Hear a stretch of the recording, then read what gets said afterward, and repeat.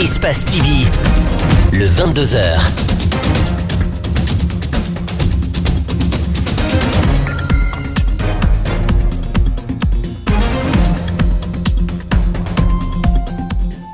Merci de choisir Espace TV pour vous informer. Bonsoir à toutes et à tous. Bienvenue dans ce journal. Au sommaire, célébration ce vendredi à Conakry de la 28e journée nationale de la jeunesse. C'est à la Bouzone de Kaloum. Le Premier ministre guinéen y a passé un sale temps. Kassory Fofana a été hué par des jeunes très en colère à cause des nombreuses crises en cours dans le pays. On en parle dès l'entame de ce journal. Le groupe Veolia fait son bilan à la tête de la société EDG 3 ans après la signature d'un contrat de gestion avec les autorités guinéennes. Veolia est satisfaite de son bilan. Elle parle d'une nette amélioration dans la gestion des affaires et du courant à EDG. Nous parlerons de foot vers la fin de ce journal avec la star guinéenne Abdoul Razagui Camara qui a été contraint de raccrocher les crampons à l'âge de 28 ans seulement. Les médecins lui ont diagnostiqué une inflammation du muscle cardiaque. Karim Baldé l'a rencontré. C'est tout pour les titres.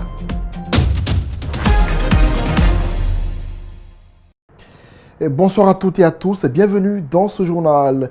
La 28e journée nationale de la jeunesse a été célébrée ce vendredi à Conakry. Sous le thème jeunesse et citoyenneté, cette cérémonie s'est déroulée dans un climat assez particulier. Le Premier ministre, chef du gouvernement, a été hué par des jeunes qui fustigent la succession des crises en cours dans le pays et leur gestion par le gouvernement. Ibrahima Kassory Fofana n'a d'ailleurs pas prononcé de discours, alors que c'est lui qui a présidé la cérémonie. Djibril Ba et Aboukoury Akourouma pour les détails. On a marre de ce Premier ministre. On avait dit que c'est un Premier ministre proche du gouvernement, mais il n'est pas du tout proche du gouvernement. Il n'a pas du tout de masque du peuple. Depuis sa nomination, ou bien d'ailleurs sa dénomination, on a vu qu'il n'y a aucun impact qui s'est produit depuis sa gouvernance. Et d'ailleurs que l'éducation même en question est en récession. Des jeunes mécontents, ils se disent lacérés par les crises sociales qui sévissent dans le pays. Ils accusent le Premier ministre d'en être responsable. Voilà pourquoi ils l'ont hué dès son accueil à l'occasion de cette journée nationale de la jeunesse. C'est que moi je vais demander à la jeunesse guinéenne qu'on essaie de s'entretenir, mettre main dans la main, essayer d'oublier ce truc que les politiciens sont en train de préparer. En tant que zone, je condamne avec la dernière énergie ce qui s'est passé ici aujourd'hui.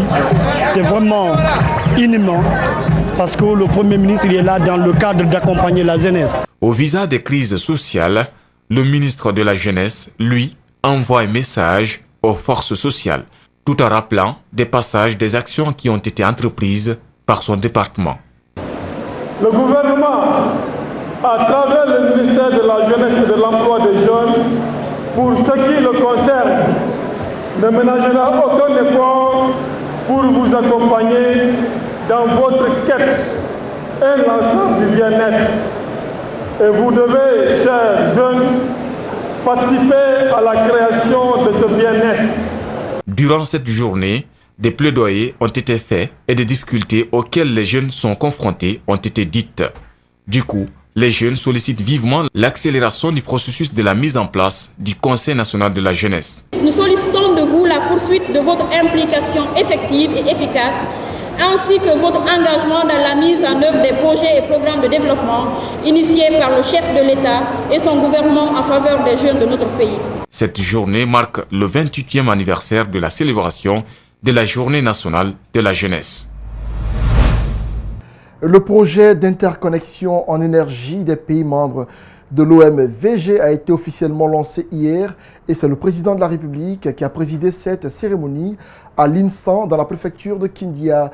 Le gouvernement et ses partenaires fortement mobilisés se sont réjouis de la concrétisation du projet vieux de plus de 20 ans. Et la grande surprise a été la présence du président du RDIC aux côtés du chef de l'État. C'est d'ailleurs Jean-Marc Teliano qui a lu le discours d'Alpha Condé. Mamadou Sadio Baldé commente les images de Tierno Sadouba.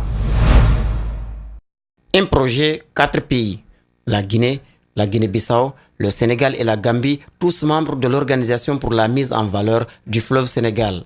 Le très ambitieux projet, c'est 1677 km d'interconnexion. Ce sont 402 gigawattheures de productibles, 8 partenaires techniques et financiers accompagnent le projet pour un montant de 1,2 milliard d'euros de financement pour 18 contrats signés avec 7 constructeurs. À côté, il existe 90 000 hectares de potentiel irrigable. Les travaux seront exécutés sur une période de 42 mois alors que l'interconnexion sera effectuée sur près de 2 ans. Je réitère au nom du président de la République son engagement ferme ainsi que celui de son gouvernement pour notre organisation et notre sous-région à tout mettre en œuvre pour la résolution de la gestion énergétique. Les travaux du poste de l'INSAN constituent le cœur de cette interconnexion. Plusieurs régions seront couvertes, indique le ministre de l'Énergie. Ce réseau-là donc qui va alimenter la Haute-Guinée, ce réseau va alimenter la Guinée forestière également. Le réseau passera à côté de toutes les centrales déjà étudiées. En plus des barrages qui fonctionnent déjà, si le projet Soit Petit va à son terme, la Guinée pourrait vendre de l'énergie à certains pays de la sous-région. Mais en période d'étiage, le pays peut en acheter avec les États voisins, d'où l'importance du réseau. La Guinée pourra acheter de l'énergie à partir de la Côte d'Ivoire qui produit de l'énergie à partir du gaz des centrales thermiques à Abidjan qui produisent jusqu'à 500 voire même plus de mégawatts d'énergie qui peut être vendue en Guinée. Donc c'est le va-et-vient, acheter ou vendre. Déjà, les entreprises minières se positionnent pour se faire enregistrer pour éventuellement acheter l'énergie pour le fonctionnement de leur société. Point de presse du ministre du Commerce ce vendredi. Boubacar Bari a rappelé les actions de son département sur le terrain, notamment les réformes en cours d'exécution et surtout les problèmes liés à la vente des produits impropres à la consommation. Quant à sa collaboration avec le service du colonel Moussa Tchegboro Kamara, le ministre a affirmé qu'elle est normale. Il serait régulièrement consulté par ce service. C'est un compte rendu que nous signent Makiso et Aliouba. La toute première annonce en ce qui concerne les réformes engagées à la tête du département, c'est le renouvellement des cartes de commerce en vue d'assainir le secteur. Le renouvellement de la carte professionnelle va nous permettre de mettre sur le marché une carte professionnelle sécurisée et biométrique. Ce sera une carte à puce. Dans cette puce, vous aurez toutes les informations requises sur le propriétaire de la carte. Savoir son nom, son numéro de RCCM. Autre chose abordée au cours de ce point de presse, c'est bien les conflits qui naissent entre les services spéciaux du colonel Moussa Tchegboro Kamara et les commerçants dans la vente des produits périmés. Et chaque fois que les services spéciaux sont saisis de ce type d'anomalie, ils font les enquêtes qu'il faut. Et bien entendu, ce n'est pas à eux de juger de l'objectivité ou de la non-objectivité de ce qu'ils ont trouvé sur le terrain. Ils doivent faire des enquêtes et transmettre aux structures judiciaires qui sont des structures indépendantes pour pouvoir trancher.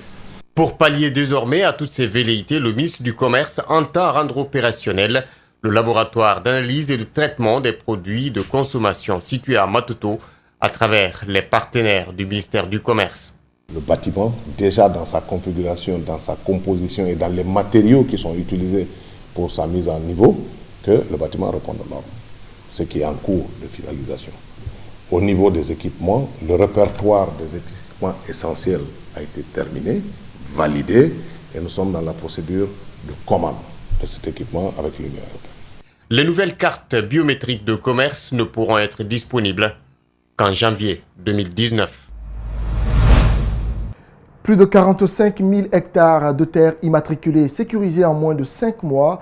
Une autre équipe prête à se rendre sur tout le territoire guinéen pour recenser et sécuriser d'autres terres. C'est l'ambition du ministère de la Ville et de l'Aménagement du territoire. Il s'agit de répertorier les domaines de l'État pour permettre aux investisseurs de s'installer, mais aussi de lutter contre les problèmes liés au titre foncier. Alseni Bari, Yacouba Traoré pour le compte-rendu. C'est un programme de constitution et de sécurisation des domaines et réserves foncières de l'État qu'a entamé le ministère de la Ville depuis mai dernier. À ce jour, 45 000 hectares sont immatriculés et sécurisés avec des titres fonciers disponibles.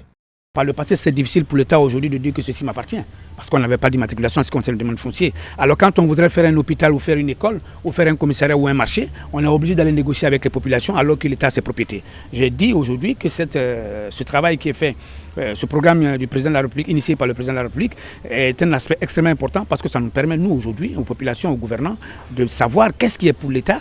Et pour faire un investissement, on n'a plus besoin d'aller demander pardon, d'aller négocier, faire tomber sur quelqu'un. On a des propriétés aujourd'hui qui sont sécurisées. Une équipe doit se rendre à partir d'aujourd'hui sur toute l'étendue du territoire national pour poursuivre la seconde phase du projet qui va durer 2 mois. Au-delà de faciliter l'implantation des investisseurs, l'inventaire des réserves de l'État permet de lutter contre la corruption dont se rendent coupables certains cadres de l'administration, mais surtout pallier aux problèmes liés au titre foncier. Monsieur le Président de la République a été clair et précis en la matière. Faites en sorte que les administrateurs territoriaux ne soient pas des gestionnaires fonciers. Nous avons envoyé des messages à tous les administrateurs territoriaux, gouverneurs, préfets, sous-préfets, n'est-ce pas, et que sais-je encore, pour leur dire, attention, nous avons un service de l'État, un service de la République qui est responsable de ce domaine. Appuyez-les à faire leur travail sur le terrain. 13 406 hectares des îles de l'Os sont immatriculés et sécurisés.